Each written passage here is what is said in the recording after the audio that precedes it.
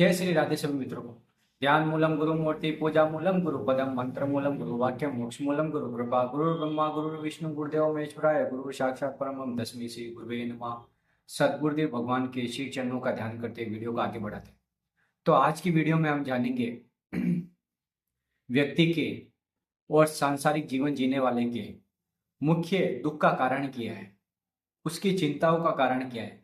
वे हमेशा टेंशन में रहता है, उसके पास धन दौलत है, परिवार है, पुत्र है, पत्नी है, हर वैभव है, फिर भी वो अशांत रहता है, उसका मन दुखी रहता है क्योंकि वह भगवान से नहीं जुड़ा हुआ है। इस विषय पर और चिंताओं का समाधान किस प्रकार किया जाए, पूरे वीडियो में आपको पूरा बताया जाएगा, लेकिन अंत तक वीडियो आप जरूर देखें, तभी आपको पता चलेगा। तो चलो वीडियो स्टार्ट करते हैं।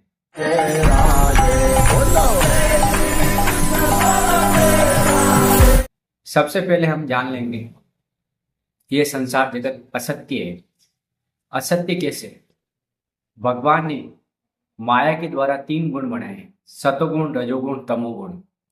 अब माया जड़ वस्तु है, जो हमें सब कुछ दिखाई दे रहा है वो सब असत्य है।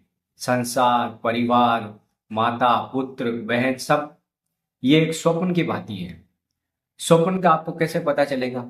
जब आप शैया पे सो रहे होते हैं और आप स्वप्न में चले जाते हैं तो आपका ये स्थूल शरीर दिखाई दे रहा है, ये तो सो रहा है, लेकिन स्वप्न में आपको कोई मार रहा हो तो आपको दर्द वैसा ही होगा। आप नदी में डूब रहे हो तो भी आपको दर्द वैसा ही होगा स्वप्न के अंदर, क्योंकि वो आपका सूक्ष्म शरीर है। तो वहां से बचने का तरीका आप क्या सोचते हैं, कैसे बचा जाए?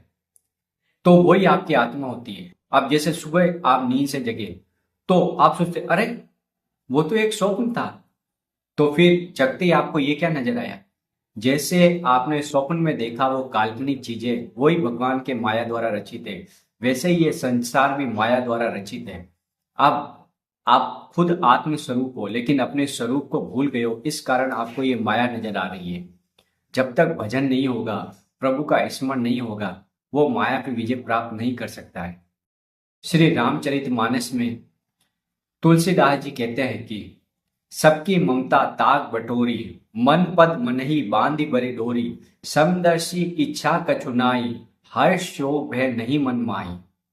इसका तात्पर्य है कि तू सब ममता रूपी तागों को बटोर कर, ममता रूपी ताग क्या है? जो हमारा संसार में जो हमारा चिंतन चल रहा है या संसार में जहां से भी हमारा संबंध है, उन सब की एक डोरी बनाकर उस ममत्व रूपी तागों को बटोरकर इसकी एक डोरी बनाकर अपने मन को भगवान श्री कृष्ण के चरणों में अर्पित कर दीजिए। और जो सांसारिक केंद्र है, जैसे परिवार है, पुत्र है, पत्नी है, उन सब में आप भगवान को देखते हुए उनकी उपासना कीजिए। केवल भगवान को आपको देखना है और सांसारिक जो संबंध है उसका केंद्र बिंदु आपको भगवान श्री कृष्ण को बना लेना है। तो वही जगत पालनहार है, वही आपके सब जो दुख है, कष्ट है, उसका हरण कर लेंगे। क्योंकि संसार में आए हैं तो आपको कर्तव्य तो करना पड़ेगा। क्यों ना आप अपनी पत्नी में भगवान को देखें, अपने पुत्र में भगवान को देखें, अपने माता पिता में भगवान को देखें, तो आप जो स्थूल शरीर देख रहे हो उसमें आपकी ममता नहीं होगी। जो अंदर तत्व बैठा है चराचर जगत में, जो ईश्वर व्याप्त है और सबके हृदय में जो ईश्वर व्याप्त है, उसी को हमें देखना है, उसी से हमें जुड़े रहना है, केंद्र बिंदु बना लेना है। अब ये चीजें आपको समझ में आएगी जब आप भजन करोगे।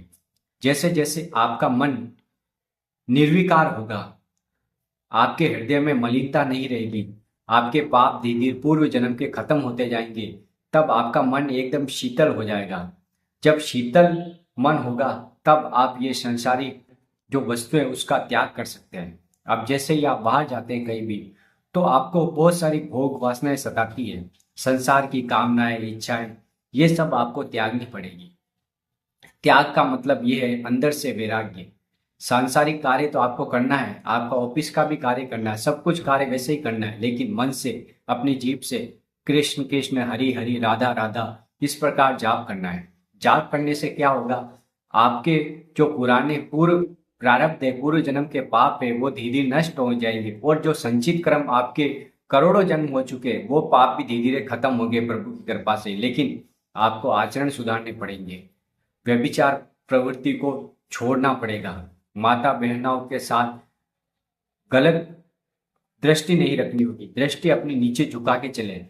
फिर देखिए कुछ ही समय में आपके बदलाव आएगा। ना तो किसी से राग करना है, ना किसी से द्वेष भावना रखनी है, और सुख और दुख में समान भाव रखना है। अगर ये चीज आप अपने जीवन में उतारोगे तो आपके जीवन के दुख और चिंताएं कम होने लगेगी, क्योंकि भगवान का भजन आप निरंतर करोगे और जो भी कर्तव्य कर्म है भगवान के श्री चरणों में समर्पित कर दोगे, तो भगवान आपके ऊपर अनुग्रह करके आपको अच्छी भक्ति प्रदान करेंगे, जिससे आपके दुख और चिंता भी खत्म होगी और परिवार में भी आपको सुख मिलेगा, और इस लोक में और परलोक में दोनों जगह आप सुखी हो जाएंगे। ये वीडियो आपको कैसा लगा? वीडियो को लाइक कर दे, कमेंट कर दे, शेयर कर दे, और चैनल पर नए तो चैनल को सब्सक्राइब जरूर कर दे, क्योंकि ऐसी आध्यात्मिक वीडियो हम आपके लिए लाते रहते हैं। राधा वल्लभ श्री हरिवंश।